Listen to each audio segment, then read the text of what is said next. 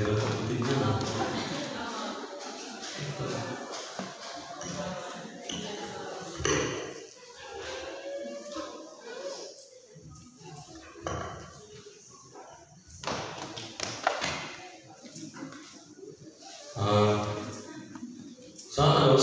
Sa discipleship natin, service natin every Saturday, ang gawin ninyo ay pakantayin nyo rin yung mga hindi na kumakanta dito.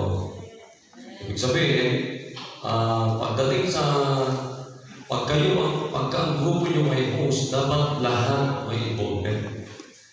Ano naman natutuwa ako na yung kumakanta ay, pero maganda rin yung iba naman na hindi kumakanta. Kayo naman, hindi yung lagi na lang naman, hindi ko naman sinasabi na kakasama. Para ibig sabihin, lahat kayo may bahagi. And that is a part of discipleship. Okay, nakikinig ba? Nakikinig ba kayo lahat? Kaya dapat galaw lahat, kilos lahat, gumagalaw lahat, dapat galaw. Yun ang gusto ko. Hindi yung sila pa rin. Lugi yung iba, wala kayong bahagi. Kaya nga malayo pa lang, sinabi ko na sa inyo. So, pakantahin nyo yung hindi pa kumakanta dito sa harapan. Mag-testimony yung mga hindi ka nag-testimony.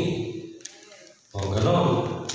So, kaya discipleship Hindi yung pa rin yung dati, hindi ganon. Hindi ganon ang discipleship. Na nakikinig ba mga leaders? Simula ngayon hindi ko naman sinasabing hindi na sila dapat kumanta. Ang ibig kong sabihin, sana naintindihan ninyo. Para lahat ay everybody will learn. Kaya nga malayo pa lang sinasabi ko sa inyo. Sige, ikaw, manta ka kayo. Trio, kahit na isang boses lang, basta trio. Pwede ba yun? Pwede. Sino may sabi kung hindi pwede? Part of exposure lang. Sa susunod isang boses lang yun tatlo ba yung isang boses lang. Pero sa susunod, 4 na, pero 3 ba yun? Pastor, pwede ba yun? Pwede, kaya nila yan. Yun ang gusto ko. Kaya meron tayong ganitong discipleship service.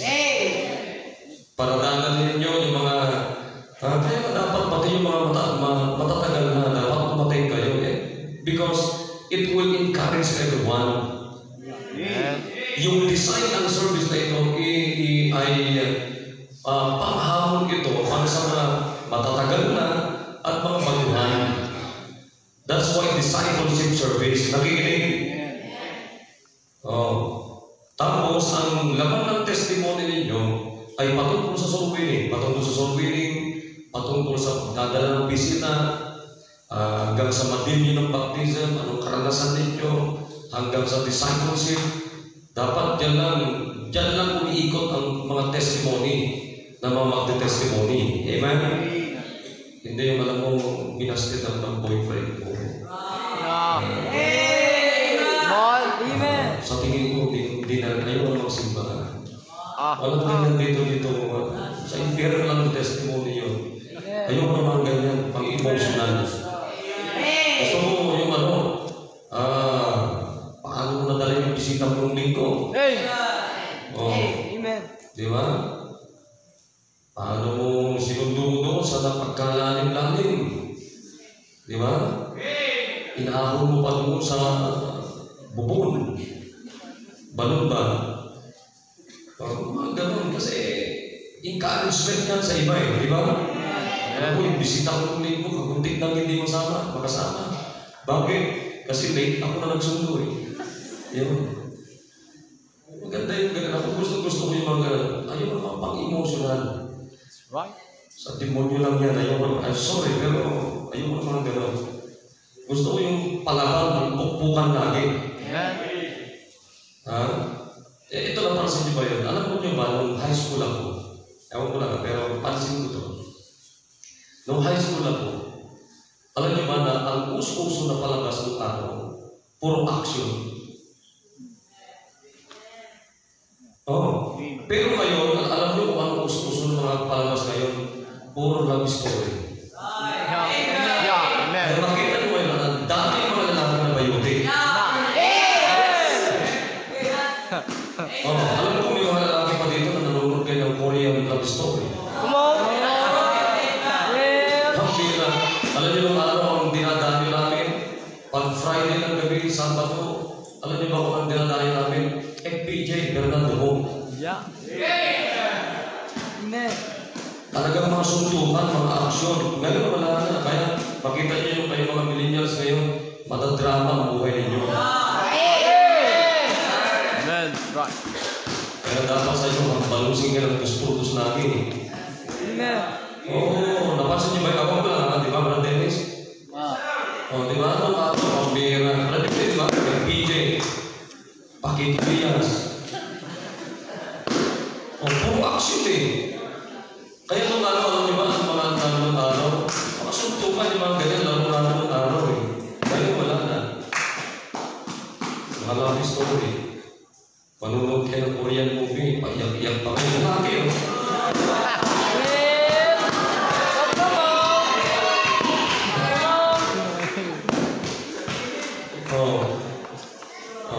Parang naluluwa na sa CJ, no?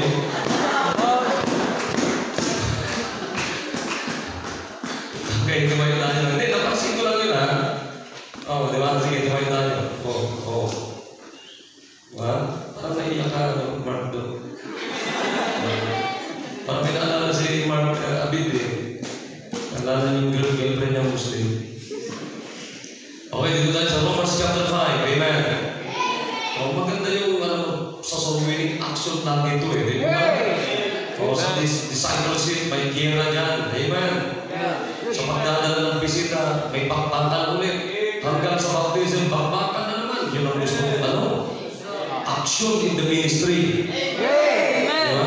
Hindi lang story in the ministry. Amen. Di ba? Parang naiyak ka, Francis. Parang naiyak ka, Francis. Tabigin mo, Brad. Okay, dito tayo, chapter 6, the book of Romans. Amen. Dito tayo sa verse number 12. Sabi dito, 11 na lang tayo. Likewise, reckon ye also yourselves to be dead indeed unto sin, but alive unto God through Jesus Christ, our Lord. Let not sin therefore reign in your mortal body, that ye should obey it in the lust thereof. Neither yield ye yourselves as instrument of unrighteousness unto sin, but yield yourselves unto God, as those that are alive from the dead, and your members as instruments of righteousness unto God. Tandaan niyo yung word na yield, babalikan natin yan. Let's go to Romans 16, chapter 6, verse number 16. Know ye not that to whom ye yield yourselves servants to obey, his servants ye are to whom ye obey, whether of sin unto death, or of obedience unto righteousness. Drop down to verse number 19.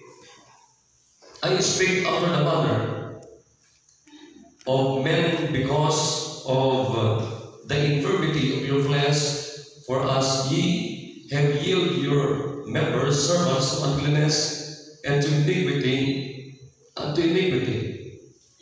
even so now yield your members servants to righteousness and to holiness. Let's pray. Ilang Diyos, salamat po Panginoon Diyos sa habang po ito. Thank you po Panginoon sa kabutihan niyo po sa buhay namin. Salamat din po sa mga pag-host ng conference, special numbers of testimony, at sa bawat isa.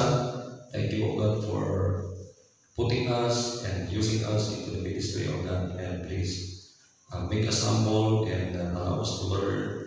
And please forgive us our sins. In Jesus' name we pray. Amen. Sige, pwede na po. And again, the book of Romans is, alam po natin na ito ay simulan sa mga sa mga Kristiyano doon sa lugar na ito, sa Rome. At ang mga tao dito, mga kapatid, ay they think they are higher than others. Medyo mataas ang tingin nila sa kanilang sarili. Kaya mapapansin ninyo ang book na ito ay pinakita dito ng Apostol Pablo that whether you are a Jew or Greek, ay sabi po, we are all sinners. We are all sinners. So, pag, alam mo, maring sa ibang bagay, tayo ay hindi magkakaparehas. Pero pagdating sa pagkatao natin sa mata ng Diyos, we are all sinners. Wala tayong pwedeng ipagmalaki sa bawat isa. Kaya mapansin ninyo, dito sa ating mga binasa, ay ang sabi ng Bible dito, gusto kong kunin yung salitang yield. Yield. Sapagkat ang ating pag-usapan ngayon ay discipleship. It's all about discipleship. Pero gusto kong kunin yung word na yield. Alam niyo sa amin ng Bible dito ay napakaganda itong salitang yield. Isa-isa lang natin sandali para maintindihan niyo po. Sabi ng Biblia dito, balikan natin yung binasa natin. Likewise, reckon ye also yourselves to be dead indeed unto sin. So makikita niyo po, the very issue here is sin. Nakikinig? Kaya sabi ng Bible dyan, pag tayo ngayon ay tumanggap na sa Panginoon at tayo nabautismuhan na nung tayo dumaan tayo sa ganitong klaseng pagkakataon, ang sabi ng Biblia, yourselves likewise reckon ye also yourselves to be dead indeed to be dead indeed unto sin. So kinakailangan, sabi ng Apostol Pablo, pag nagpahayag na tayo ng pagtanggap kay Kristo, nabautismuhan na tayo, at nandito na tayo sa paglilingkod sa Panginoon, ang sabi niya, dapat patay na tayo sa kasalanan. Ibig sabihin, huwag na natin balikan yung ating kasalanan. Kundi, ang sabi ng Bible dito, but alive unto God through Jesus Christ, our Lord. So, dead na tayo sa kasalanan, but alive unto God through Jesus Christ, our Lord. Amen. Kamasusundan niyo lang and then sabi niya, let that sin therefore reign in your mortal body. Ibig sabihin, huwag na uling maghahari ang kasalanan sa ating buhay, sa ating katawan. Kasi ang instrumento ng kasalanan, mga kapatid, ay walang iba kundi yung katawan natin. Nakikinig? Ang katawan natin na tumanggap na kay Kristo, yan dapat ang instrumento rin ng Panginoon, banal na Espiritu para sa Diyos mismo. Kaya sabi niya dito, let that sin therefore reign in your mortal body, that ye should obey it in the lust thereof. Kasi alam niyo, pag pinagbigyan niyo yung gusto ng ating katawan, pagbibigyan ka rin ayon sa gusto mo. Naunawan niyo po yung sinabi ko. Naunawan niyo ba? Ulitin ko, ha? Pag ikaw ay susundin mo yung gusto ng ating katawan, talagang pagbibigyan ka ng gusto mo ayon sa katawan mo. Pagbibigyan ka talaga. Kaya sabi ng Biblia dito, neither yield ye your members as instruments of unrighteousness unto sin. So ano ang ibig sabihin yung salitang yield? Kasi napansin ninyo, ilang beses binanggit yan mula sa mga verses nating binasa, 1, 2, 3, and then, ayan, 4, 5. Yun. So ano pag makikinig ka sa mga nagdidikta sa iyo, mali-mali ka talaga eh. Ayan. So, 5 beses na ginamit yan yung salitang yield. Nakikinig po. Amen. So, ano po ang ibig sabihin in connection with our lesson or preaching this afternoon about discipleship? The word yield, it means surrender. Surrender. So, pag sinabi natin surrender, pumapayag ka, sumusuko ka na, nagbibigay ka ng daan, nagpadaig ka. Come on, nakikinig kayo sa atin? or nagpaano ka. Yun po ang ibig sabihin ng yield. Or to produce something as a result of time, effort, or work. O sa ibang pananalita ay nagbunga. Yun, nagbunga. Yun. So, nagbunga. Or to surrender or relinquish to the physical control of another. Alam mo, pakinggan niyo po ito. We have only two masters sa mundong ito. Devil and the true God. Nakikinig po? Devil and the true God. Diablo at ang Panginoon lamang. So, sa makatuwid mga kapatid, dalawa lamang ang pwedeng mag-control sa atin na persona. Persona ng Diablo at persona ng Diyos. Nakikinig mga kapatid? Dalawang ano lang naman ito eh. Dalawang persona lang naman ito eh. Persona ng Diyos, persona ng Diablo. Good, evil. God, Satan, the devil. Nakikinig po? Amen. Righteousness, unrighteousness. Holiness, unholiness. Ganun lang naman yan eh. Pamilya ng Diyos, pamilya ng Diablo. So, ganito, ang ibig kong sabihin mga kapatid, saan ka man sumuko dyan, at kung sino ang sinukuhan mo, yun ang pinili mo para magpakontrol ikaw. Tignan niyo po. Because the word yield, it means to surrender or submit oneself to another. To surrender or submit oneself to another.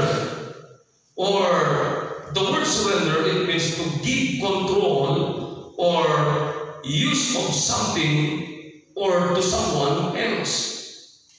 Alright, nakikinig po tayo. Or to allow something such as a habit or desire to influence or control you. So pag sinabi mong surrender ka, nag-surrender ka, pumapayag ka ngayon na magpapasakot sa Kanya. Pumapayag ka ngayon na ikaw ay magpapa-influensya saan man o sino mang persona ang sinubuan mo. Tama mo, huwag yung tulog na nito, maganda ito, pinag-usapan natin, nakikinig. Or to give oneself into the power of another. So, binigay mo na, sinuko mo na yung sarili mo doon sa kapangyarihan ng sinumang sinubuan mo. That's the word tinatawag na surrender. So, ang nakita ko dito mga kapatid, pag sinabi natin discipleship, it really involves the word surrender. Surrender. O surrender life. Nakikinig ba kapatid? Tinan niyo po naman ito. Alam niyo ba na hindi ka magdi-disciple sa Panginoong Hesus Kristo through the Word of God, not until na meron kang isusurrender sa buhay mo. Nakuha niyo ba? Nakuha niyo ba yan yung sinasabi ko? Ulitin po natin mga kapatid. Hindi tayo, hirap tayo na mag-disciple sa salita ng Diyos. Tanda niyo, huwag makakalimutan yung salita ng disciple. The word disciple means a learner or one who receives or profess to receive instruction from another, a follower. So pag sinabi mong disciple ka, ay ikaw ay tuloy-tuloy na natututo at ikaw ay nagpahayag at handang sumunod doon sa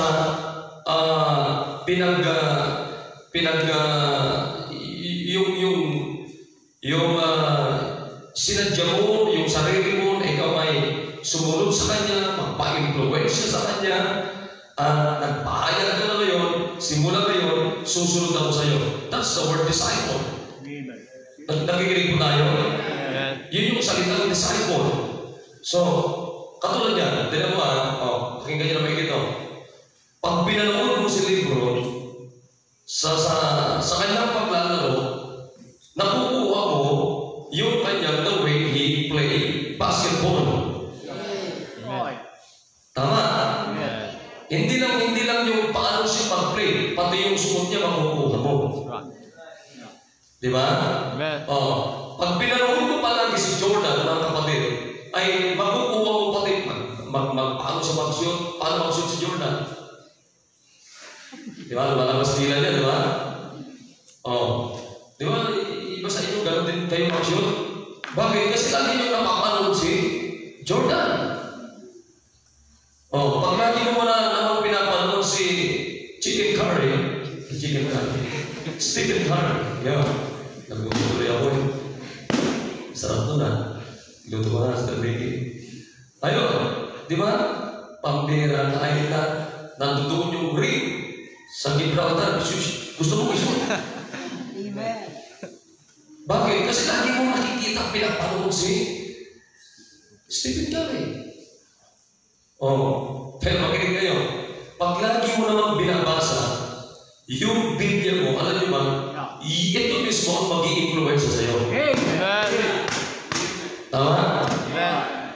At pagka lagi mong ginugugol, pinapakinggan the way Pastor Hill and Pastor Ed, they preach, you will learn about how they will preach. Diba? Pag pinapakinggan mo naman lagi si Francis kung paano mag-preach, para mo nang pinapakinggan si Mike Bilante paano mag-preach.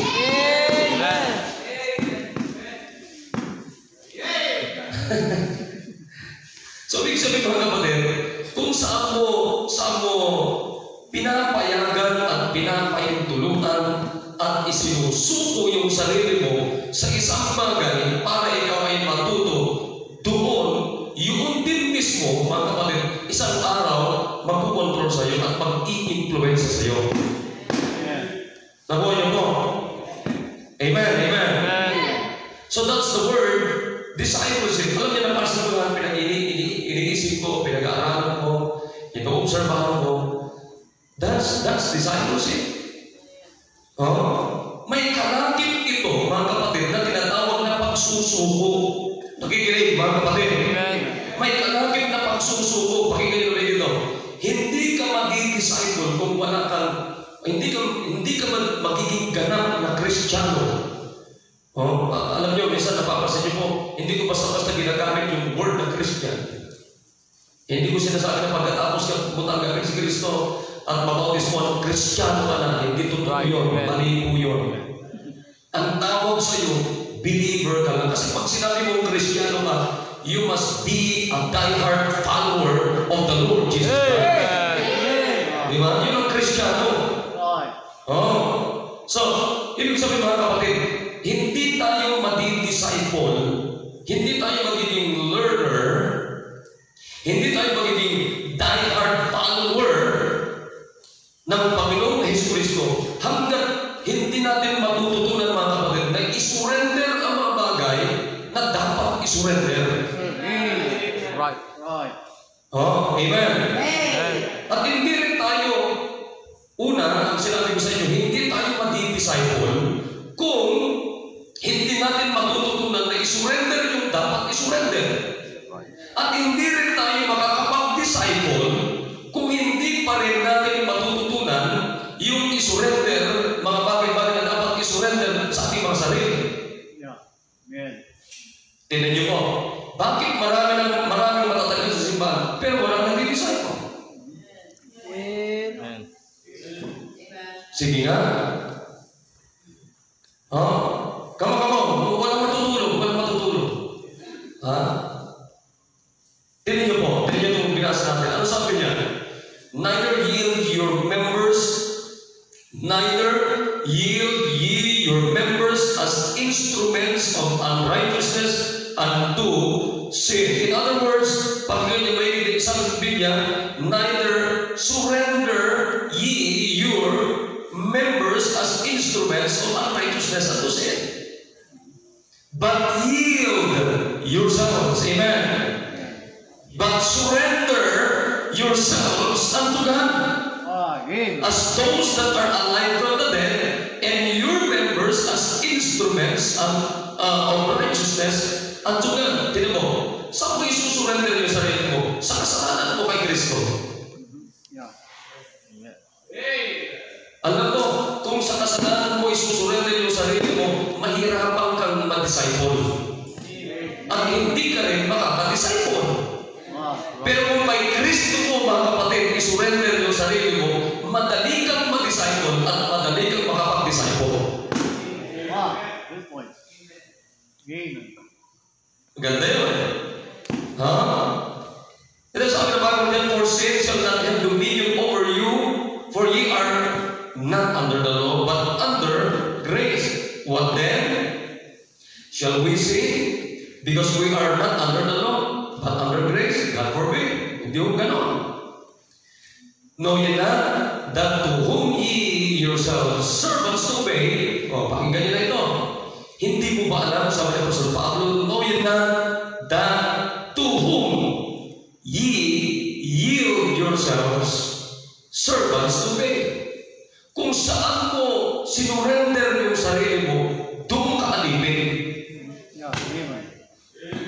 Come on, amen. Ibig sabihin mga kapatid, pag sinurrender mo yung sarili mo sa kasalanan, alipin ka ng kasalanan. That's right. Good. Pero pag sinurrender mo naman yung sarili mo sa Panginoon Kristo, alipin Kristo. Amen. Alin doon na nakakatakot at nakakabahan, yung alipin ka ng kasalanan. Amen. Makinig kayo, maganda itong sinasabi ko sa inyo. Know ye not that to whom ye yield yourselves servants to obey? His servants ye are, to whom ye obey, whether of sin unto death, or of obedience unto righteousness. Ang ganda, di ba? Napakasimple. Tignan mo. Sabi niya, pag isusurrender mo, kung saan ka man sumuko, nag-surrender, doon ka alipin. Pero sabi niya, whether of sin unto death, pag sumurrender ka sa kasalanan, ano sabi niya? Mamatay ka. Amen. Pero pag ikaw ay sumunod naman, sapagkat sumurrender ka, or obedience unto righteousness, but God be thanked that ye were the servants of sin, but ye have obeyed from the heart that from of doctrine which was delivered you, being then made free from sin, ye became the servants of righteousness. Yun ang maganda niyan. Di ba? Kailan tayo mapapalaya sa kasalanan? Pag tayo ay umangat sa kasalanan. Amen. Pag tayo ay pag sinabi natin, ayaw mo na itong kasalanan na ito, ayan, iwanan mo na ito sa Panginoon na ako susurrender, hindi na sa kasalanan.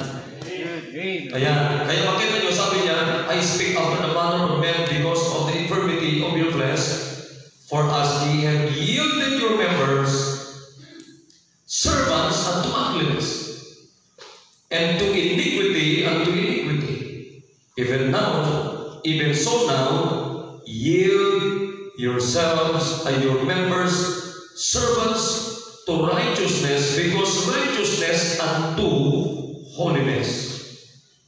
Yeah, for when ye were the servants of sin, ye were free from righteousness. What fruit had ye then in those days whereof ye are now ashamed? For the end of those things is death. Yun, sinasabi ko sa inyo kanina.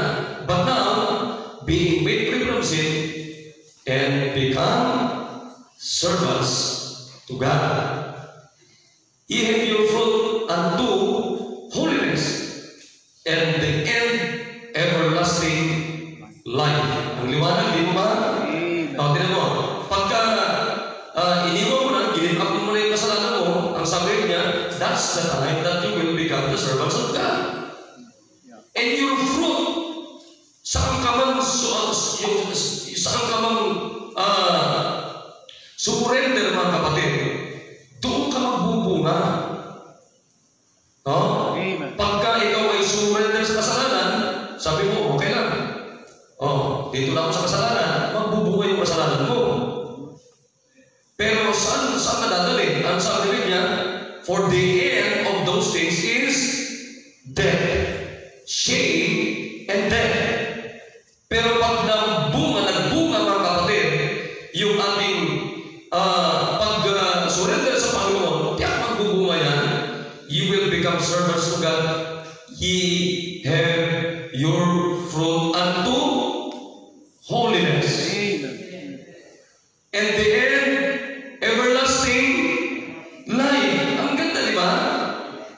Liwanag yan. Ano sabi niya? For the wages of sin is death. But the gift of God is eternal life through Jesus Christ our Lord. Now, makinig kayo. Ito yung gusto kong huwag yung kalimutan sa ating lesson. Ang pag-disciple, mga kapatid, ay merong nakapaloob at nakakalakip na tinatawag na pagsusuko. Amen. Nakikinig ba, kapatid? Pagsusuko. O, katulad yung sinabi ko sa inyo kanina. Ito na lang. Bigyan ko kayo ng biblical na example. Let's go to Acts chapter 9. Maganda ito. Acts chapter 9. Ayaw, kilala nyo ito kung naligtas dito sa Acts chapter number 9. Tinan nyo po. In verse number 3, and as he journeyed, sino po ito? Paul. Nakikinig po? He came near Damascus, and suddenly there shined round about him a light from heaven.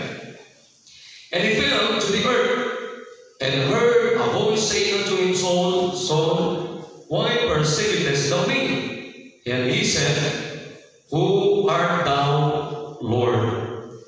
And the Lord said, I am Jesus, whom thou persecutest. It is hard for thee to kick against the pricks. O, tinan niyo po, alam niyo dito, to make the story short, mga kapatid, dito po natin makikita yung conversion ng Apostol Pablo sa Panginoong Jesucristo. Amen, amen. Ano, makinig na maigi. Sino po si Paul? Ang sabi niyo, mga kapatid, siya po ay nag-uusig, umuusig, mga kapatid, ng mga baptist ng araw mga Kristiyano. Come on, amen. Pero sa araw, mga kapatid, nagkaroon sila ng matinding inkwentro sa kanyang buhay. Sino ka-inkwentro niya dito? King of Kings and the Lord of Lords, Jesus Christ. Amen. Alam niyo, kung meron mang inkwentro sa ating buhay, mga kapatid, na encounter natin sa buhay natin na hindi dapat natin kakalimutan, mga kapatid, when we encounter the King of Kings and Lord of Lords. And that is the person of the Lord Jesus Christ. Amen, mga kapatid. Ako, hindi ko makalimutan yan, tinanggap ko ang Panginoon Kristo. Way back 1995, April 19, Sunday morning, Sunday ng tanghali, April 19, 1995. April 1992. Doon ko tinanggap ang Panginoon. Yun yung first na encounter ko sa Panginoon Hesus Kristo. Yeah. Amen. Like Apostle Paul, din niyo po, pupunta siya, naglalakbay siya, the way to Damascus, mga kapatid. At doon po mismo, mga kapatid, ay nasumpuan siya mismo ng Panginoon Kristo. Sabi ng Panginoon kay Paul, hindi mo kayang sipain hindi mo kaya. Bakit hindi mo kilala yung inuusig mo, yung pinipersecute mo? Kilala mo sino? Jesus, whom thou persecutest. Sapagkat pag ito'y pinersecute mo, itong pangalang ito, parang kang sumisipa sa isang matulis na bagay. Alam mo, ito yung gusto ko kay Paul, mga kapatid, na sinabi niya sa Panginoon. In verse number 6, ano sabi niya? Paul was trembling, amen? And as to this, takot na takot sa Panginoon Kristo, sapagkat narinig niya mismo ang boses ng Panginoon Kristo. At ito ang napakagandang sinabi niya sa Panginoon. What will thou have me to do? Anong ibig sabihin niya? He surrendered himself to the Lord Jesus Christ. Amen. Siya mismo mga kapatid ay sumuko sa Panginoon, surrender sa Panginoon. Kaya makita niyo mga kapatid, pagkatapos na magpahayag ng pagsusuko sa Panginoon sa Kristo, itong si Apostol Pablo, ano niyo ba, nagtalaga kaagad, nag-assign kaagad ng Panginoon na magdi-disciple kay Paul. Sino yun? Si Ananias. In verse number 10, and there was a certain disciple of Damascus named Ananias or Ananias, and to him said the Lord in a vision of Ananias, and he said, Behold, I am here, Lord. Tingnan mo yung mga lingkod ng Panginoon ng araw. Napaka-obedient nila, no? Amen. Sabi, Ananias, saan ka ba? Sabi ng Ananias, Panginoon, nandito ako. Nandito lang ako, Panginoon, naghihintay sa'yo. Dapat ganyan ang mga Kristiyano, dapat ganyan ang mga anak ng Diyos. Amen! Hindi yung pagka tinawag tayo, Panginoon, sandali lang ha, magtatrabaho mo na. Hindi ganyan ang anak ng Diyos eh. Pagka sinabi ng Diyos sa'yo, Francis, anong sagot mo? Walang state na buhay ito. Francis! Anong sagot mo? I am here, Lord. Pinahama mo pa eh. Pag sinabing Francis, yes Lord, nandito ako. Di ba? Anong ibig sabihin? Nagpapahayag tayo mga kapatid ng pagsusuko sa Panginoon. Amen! Pagsusuko sa Panginoon. Tingnan niyo po. Tingnan niyo ha. Matitisayon kaya itong si Apostol Pablo, mga kapatid, kung hindi siya nagsuko sa Panginoon. Ha? Naunawan mo mga kapatid? Pangalawa, matitisayon kaya ito si Apostol Pablo kung walang nagsuko rin na mag-disciple sa kanya. Amen. Kaya sabi ko sa inyo kanina mga kapatid, pag ikaw ay gusto mong ma-disciple ang sarili mo, kinakailangan susuko ka. Sapagkat hindi ka madi-disciple kung wala kang pagsusuko, mga kapatid. Pangalawa, hindi ka rin makakapag-disciple kung, mga kapatid, wala kang isusurrender. Amen. Ha? Tignan mo, di ba ang ganda nito? Sumuko na, nandito na. Ibig sabihin, meron nang i-disciple eh. O Paul, ano sabi ni Pablo kay Apostol Pablo? Paul, baka hindi mo kilala yung inuusig mo. Sapagkat, alam mo ba kung sino inuusig mo? Para kang umuusig sa isang matulis na masumisipa, sa isang matulis na bagay. Eh, naunawa ka agad ni Apostol Pablo yun. Ni Paul, naunawa niya agad. At ang sabi niya, Panginoon, ano ang gusto mong gawin ko ngayon para sa iyo? Awan ko lang lang. Pero sa akin, may sinuko ka agad eh. Di ba? Sabi niya, ibig sabihin, Panginoon, hindi na ako uusig. Hindi ko na uusigin yung mga ano mo. Susuko na ako sa iyo. Kaya makita niyo, ang Panginoon naman, meron kagad nag-aabang at inasal ng Diyos na magtuturo sa kanya, magdidisciple sa kanya. Ganon din tayo mga kapatid. Kaya tayo yung unang iniligtas ng Diyos sa bautismuan at nandito na sa kalagayan ganito, meron pong ibibigay sa atin mga kapatid para i-disciple natin sila. Kaya nga, bakit po tayo hindi po makapag-disciple? Ano ba bakit? Sapagkat meron ka pang hindi sinusurrender eh. Right. Meron pa tayong hindi sinusurrender at maaaring hindi ka pa talaga totally surrender sa Panginoon. Amen. Kasi kung tayo po ay 100% surrender sa Panginoon mga kapatid, sinabi natin, Panginoon, sa iyo ako magsusuko, sa iyo ko ibibigay yung aking sarili. Nakikinig ba? Yeah. Ibig sabihin ng pagsusuko mga kapatid sa Panginoon, walang kaagaw, walang pwedeng kaagaw ang Diyos sa buhay mo. Now, I'm not talking to the full-time staff only. Nakikinig kayo mga kapatid?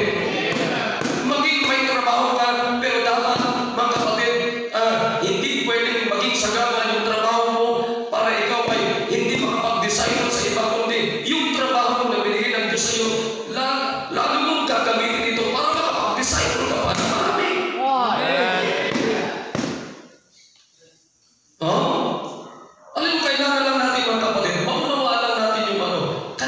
surrender? Kanino ko nag-yield? Kanino ka nagpapakontrol? Kanino ka nagpasakop? Right. Kanino ka pumayag na siya yung nagpo-control sa'yo? Kanino? Ha? Kaya mga kapatid, madalas hindi tayo makapag-decide kung ano kung bakit. Kasi mamaya nakikita tayo, masama ugali natin. Yeah. Nakaigil na naman tayo sa kasalanan. Nakikinig mga kapatid. Amen. Mamaya, kaakibat na naman natin yung kasalanan. Hindi ko naman sinasabi mga kapatid na tayo maging perfect. Wala namang perfecto sa atin dito. Pero ibig sabihin, mga kapatid, dapat alam mo mismo at alam ng Diyos na hindi ka na sumusuko sa kasalanan, kundi sa Panginoon na tayo sumuko. Sapagkat mga kapatid, napakaraming naghihintay na dapat natin i-disciple. Tingnan niyo po mga kapatid, tingnan mo naligtas si Paul, kikinig po. Amen. Di-disciple ni Ananias, di po ba? Amen. Pagkatapos ma-disciple si Paul, ma-disciple si Timothy. Pagkatapos ma-disciple si Timothy, and then ang dami na, tuloy-tuloy. Kaya nga ang Kristyanismong totoo, mga kapatid, ay tuloy-tuloy. Amen. Tuloy-tuloy, ang daming trabaho, ang daming gagawin. At ang pag-disciple, mga kapatid, hindi ito sagabal sa trabaho mo. Right. Hindi ito sagabal sa katawan mo. Hindi sagabal ito, mga kapatid, sa pag-aaral natin sa eskwelahan, kundi ito'y dapat pagpapala. And this is our joy in our Christian life. Discipling others is the greatest privilege, and this is our joy. Tignan niyo po, di po ba pag may naliligtas, masaya ang langit at natuturuan na disciple na i-indoctrinate hanggang sa nabagong kalalamuan, lalong masaya ang langit, lalong masaya ang Panginoon natin. Yan yung discipleship. Ayaw na unawan niyo po. Amen. Kaya ulitin ko sa inyo, hindi sagabal yung trabaho mo, hindi sagabal yung magulang mo, hindi sagabal yung anak mo, hindi sagabal yung paglalaba mo, hindi sagabal, walang sagabal, kundi lahat yan, mga kapatid. Gawin natin instrumento para tayo ko'y makapag-disciple sa iba. Amen. Mali. Alam niyo, mali ang ano natin. Alam niyo bakit? Naku, hindi mo na ako makakasama kasi naku, itong ano mo na to. Alam mo bakit? Meron ka pang hindi sinusurrender. Magsabi ka lang ng totoo. Ha? Alam mo, doon sa trabaho niyo, wala bang tao doon? Oo. Ang dami-dami mga tao doon. Anong ginagawa mo doon sa kaopisina mo? Di ba? Oh, ang daming tao doon. Sa loob ng bahay niyo. Bakit? Lahat ba kayo maayos sa disipulo ni Kristo? Meron pa niyang hindi. Oh, i-disciple mo. Alam mo mga kapatid, huwag na tayo magbulag-bulagan. Amen. Alam niyo, pinaka-worst na bulag, yung hindi totoo bulag. That's right. Nakuha niyo yun? Amen. Tignan niyo katulad niya. Alam niyo naman na nakakita ako. Pero pag nagkagano-gano ako, alam sabihin niyo, ito ko si Pastor Angie lumulunod to. Nilulunod niya sarili niya. Kaya pag ikaw nagbubulag-bulagan, tignan mo, wag na tayo lumayo. Loob pa lamang ng ating pamilya, ang dami ng i-design niya. Amen. Huwag ka munang lumayo, mga kapatid, hanggang hindi mo nakikita na yung loob ng pamilya mo, loob ng bahay mo, kapatid mo, tatay mo, nandiyan, kasama mo mga kapatid, hindi mo pa nadi-design. Amen. Oh, sige nga. Nakikinig ba tayo? O, tignan nyo tignan mo si Paul. Panginoon, ano gusto mong gawin ko para sa'yo? Sumuko ka. Sumurrender ka agad. Madaling na disciple. Ha? Madaling na disciple. Nakikinig. Amen. Makinig, yung sabihin ganito, madaling ma-disciple at madaling mag-disciple kung susurrender lang tayo sa Diyos.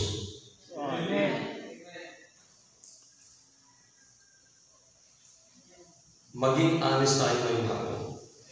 Bakit hirap na hirap tayo mag-disciple? Pakinggan niyo muna. Wait. Bakit hirap na hirap tayo mag-disciple? Bakit hirap na hirap tayo mag-disciple? Alam niyo bakit? Kayo ang nakakaalam kung totoong surrender na kayo sa Diyos.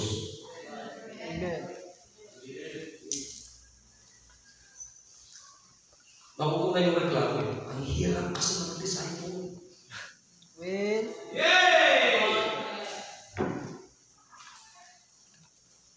Ha? Tignan nyo natagpuan ni Kristo si Paul. Magaling.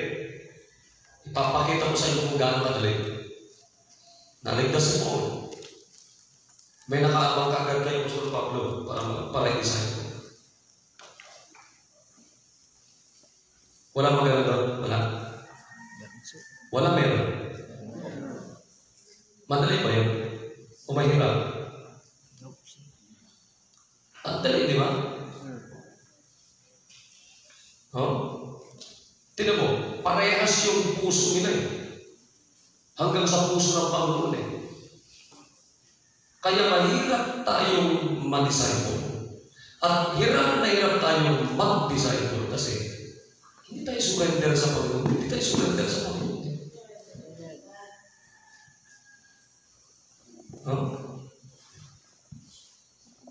Hindi pa tayo sumusuko talaga sa Panginoon. Ito nakakalungkot. Magaling. Minsan, ginagawa lang natin sideline ang ministry.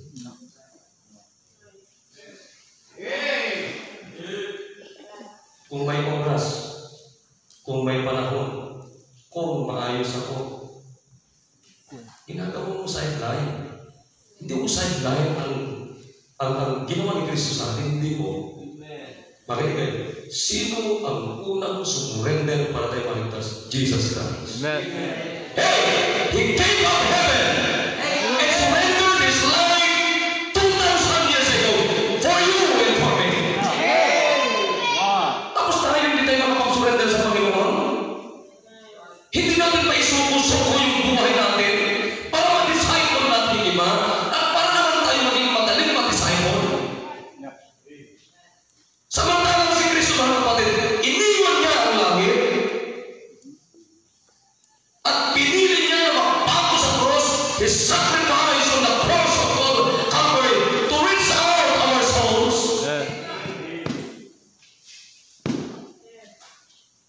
Tapos tayo, ang dami natin reklamo, naku, may trabaho ako, naku, may ano ako. Si Kristo lang, mga kapatid, iniwan niya ang langit, walang reklamo.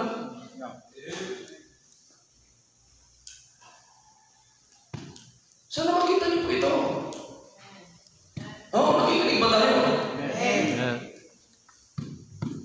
Iba mo yung commitment at saka surrender. Yung commitment, pag tinumpak ka, iwanan mo yun. Pero pag sinabi mo, sumuko na ako.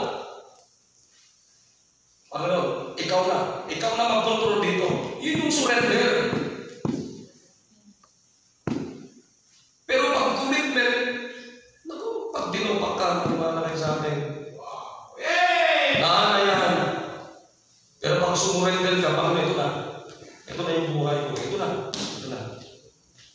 Paalam na Panginoon dito.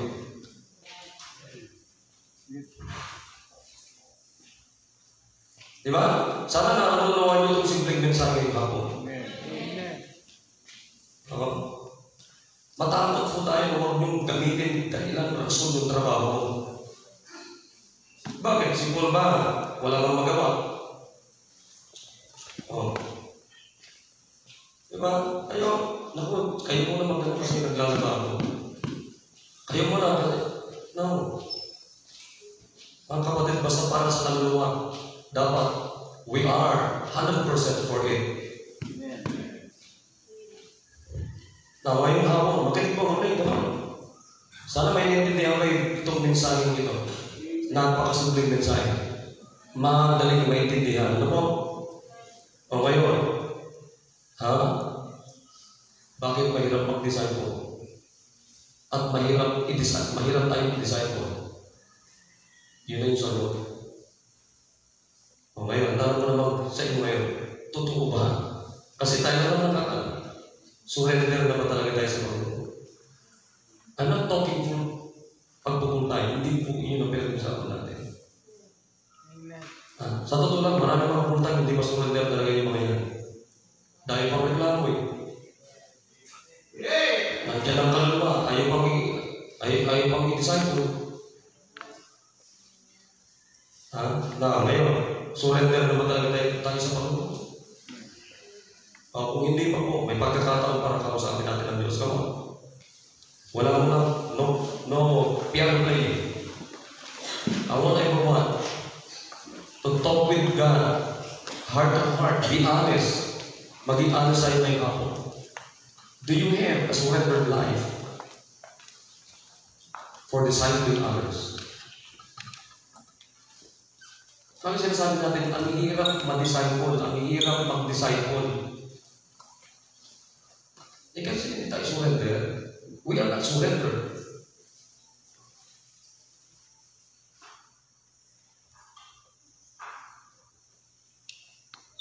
Isuko muna natin yung mga bagay na dapat natin isuko.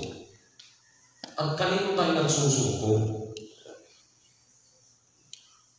Kung sadyang pa rin tayo nagsusuko, hindi tayo makapag-disciple ng iba. Pero kung totally 100% sa Panginoon, Yesu Cristo tayo mag-susurrender. Ipapaubayan natin yung ating sarili sa Holy Spirit. Ipagkakatiwala natin yung buhay natin sa Diyos.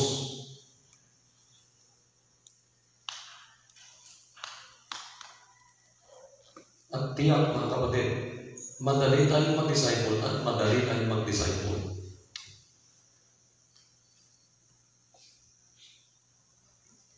Dakilang Diyos, maraming salamat po sa amin po ito. Panginoon, hinihiling ko po at dinadalangin po Diyos, buksan niyo po ang aming mga puso, ang aming mga isip, so that we can clearly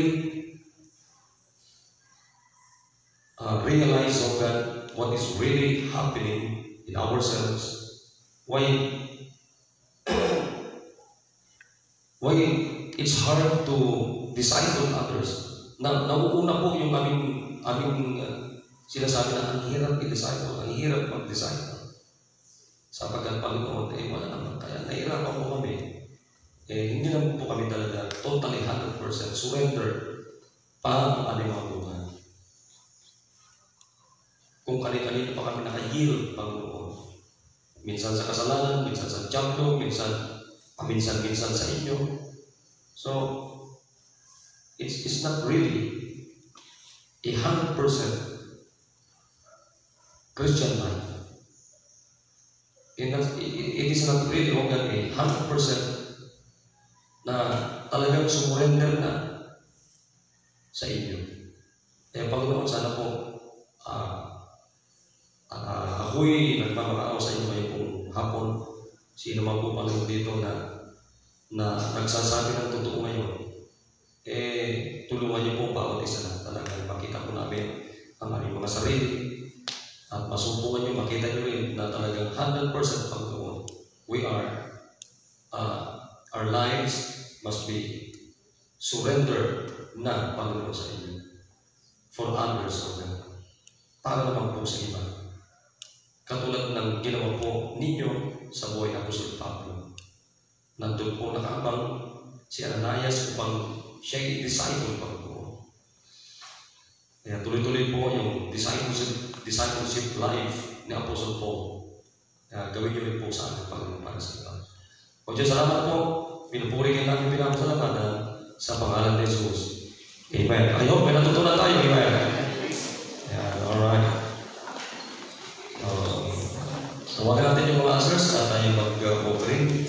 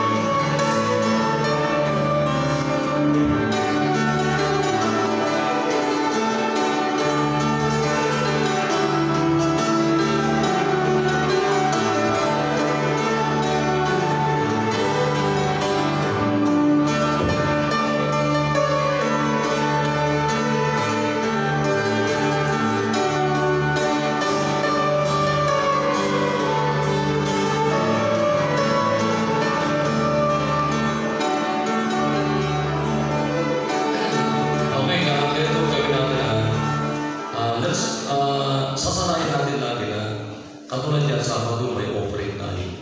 Kasi nag-iipon tayo, kasi makita niyo naman itong piano natin, book na ito. So pinakailangan tayo makaipon, makabili ng panibago. Nakikinig po kayo? Nakikinig po? So, ano yung magandang panalangin lagi? Ako yun ang panalangin ko. Every services, dapat bahagi ako sa pagbibigay. Yan lagi yung panalangin ko. Masarap, naging kabahagi lagi. Nakikinig po mga kapatid. Yan, kasi ipunin nyo ito sa media. Yung ano natin. Kasi kinakailangan natin makabili ng ito. Kami lang dapat ayusin dito. So, kinakailangan. Kasi iniisip ko, iti-trade-in sana natin ito. Kaya na, wag na para may mapag-practicean, magagamit sa choir din pagka nagpa-practice. Tapos yung dito, bibilihin natin na bago, gagamitin na lang natin yan pag may service tayo. Para hindi masyadong bumbog. Ano? Nakikinig? Yeah, alright. Sige, mag-pray tayo. Tayo manalangin. Tayo pinanalangin manalangin. Pinanalangin Diyos pagpapala ka pangyarihan sa lahat. Maraming salamat ulit sa mensahe na pakinggan mo ako sa ito. At salamat din sa Henry namin ang aming mga pastor. Patuloy sa pagpalain at patuloy Panginoon pagkaluman ng wisdom, knowledge, and understanding to place my word away. At kung ipinagawa sa ating pagbibigay, pagpalain po sa ating malilikom na ito ang po yung gamit po, lalo na sa project po namin sa pagbibiano. Makalipon Panginoon at ito po yung magamit po sa magamit po sa itong babae Panginoon. At sa mga kapatiran na nagbibigay, patuloy nagbibigay sa kanilang tayo sa mga offering Panginoon, patuloy silang pagpalain, kasi po kanilang nagkakakitaan, trabaho Diyos. At sa mga hindi naman natututo o kaya hindi pa nakaranas Panginoon na maging kabahagi sa kanilang pagbibigay, turuan yung hipon, yung kanilang puso isipan upang sila po yung maging kabahagi at magkaroon ng pagpapala sa maraming pagbibigay ng Diyos. Hindi kami rin ng patawaran sa lahat ng mga pagkulang, kakasal na ng buhay. Ito po aming dalangin sa mga ng Jesus. Amen.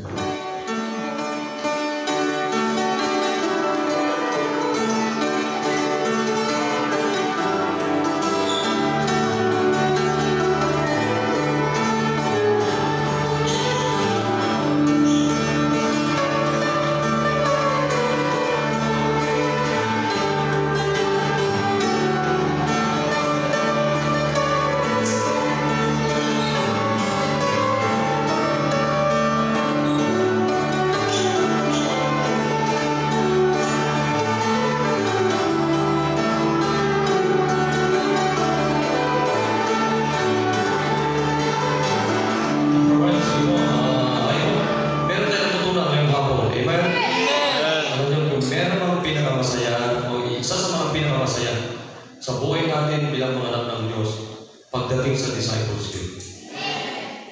Sasabihin ko sa inyo, alam mo ba na matutuwa kapag meron mo nawin, tapos nadala sa simbahan, baptismuhan, tapos makikita mo, nag-social meeting na rin siya. Diba? Tapos, lalo na pag nag-aral pa sa Bible College, tapos isang araw, nakapag-asawa ng pastor. Diba? Tapos makapag-asawa, tapos magsisimula ng gawain, kung lalaki. Diba? Ang saya, napakasaya. Kaya, mga kapatid, kung meron mang activities sa simbahan na huwag niyong ma-miss, isa na ito itong discipleship. Amen. Amen. Amen. Okay, sige po. Bukas ay let's continue praying sa ating pong service for the whole day tomorrow. Amen. Let's pray for a hallelujah service. Amen. Amen. Pag-isama ko sa panalangin at bigyan ako ng Panginoon ng wisdom sa preaching. Amen. Alam niyo, maganda yung series of lesson natin bukas. The whole month. Umaga, hapon, maganda yun. So, alam niyo na lang bukas. Okay, tumayo po tayo lahat. At please, yung pong mga kakausapin ko sa ating pong meeting ay mahalaga po yung ating pong meeting sapagkat mahalaga yung ating pag-uusapan. Tayo manalangin din ang Diyos. Salamat po sa ginawa niyo po sa amin. Thank you for your words and your message for us tonight. This afternoon, oh God. So please give us a hallelujah service for tomorrow's service, oh God. And please give me wisdom at sa lahat na mga gagamitin po niyo para sa araw ng bukas. Bigyan niyo kami, Panginoon, ng talagang masayang puso at isip na magpapagamit pa sa inyo. Yung mga susunduin, yung mga expected na namin na bisita, second timer, baptism, ay talin niyo po sila lahat bukas. Ingatan niyo po yung mga sakyan na gagamitin namin.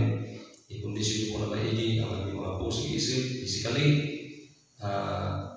Dalayan mo na, Panginoon, bigyan niyo kami, Panginoon, na ayos po at mahinga sa buong magdamag. At nandun po yung kasiyahan namin, kagalakan namin na muling magpagamit, handang magpagamit at magpapagamit, Panginoon, sa inyo. Pagpalayo din po yung meeting namin at ganoon din po, Panginoon, ang mga anak niyo po yung pauwi sa kanilang mga bahay, tahanan, ay ingatan niyo po sila ng proteksyonan, wala po magkakasakit. Ilalapit po namin si Aaron na pagalingin po siya. As soon as possible, ganoon din po, Panginoon, will pa. Ganoon din po ang aming bansa. Dalayan po tayo, Panginoon, na maging COVID-free, Panginoon. O Diyos, salamat po. Thank you, O God, for saving our souls and putting us in ministry. We love you so much, O God. In Jesus' name we pray. Amen. Salamat. Magandang hapon sa ating lahat.